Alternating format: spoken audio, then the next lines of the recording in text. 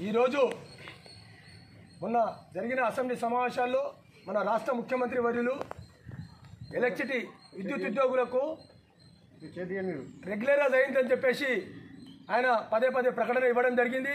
కానీ మా యాజమాన్యం మాత్రం 23,667 మందికి రెగ్యులరైజ్ చేసినామని చెప్తున్నా కానీ ఇప్పటిదాకా కూడా ఎలాంటి బెనిఫిట్ ఇవ్వలేదు, వారు వేతనాలు చెల్లించలేదని చెప్పేసి, అలాగే మిగిలిపోయిన 6,500 మందికి ఇప్పటిదాకా కూడా వాళ్లకు వేతనాలు చెల్లించలేదు, ఈపీఎఫ్ కట్టడం లేదు, ఈఎస్ఐ కట్టడం లేదని ఈరోజు మేము ధర్మ పోరాట మౌన దీక్షను ఇక్కడ మింట్ కంపౌండ్ సాక్షిగా ఈరోజు మేము ప్రారంభించడం జరుగుతుంది.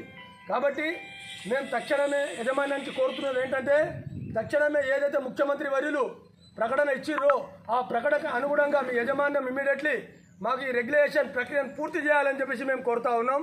అలాగే మిగిలిపోయిన 6,500 మందికి వాళ్లకు వేతనాలు చెల్లించాలి, ఈపీఎఫ్ ఈఎస్ఐ వసతులు కల్పించాలి, ఉద్యోగ భద్రత కల్పించాలని చెప్పేసి మేము డిమాండ్ చేస్తూ ఉన్నాం. లేని ఏడాల ఈ మౌన దీక్ష గాంధీ మార్గంలో ఈరోజు గాంధీ జయంతి సందర్భంగా మేము మొదలు పెట్టడం జరుగుతుంది.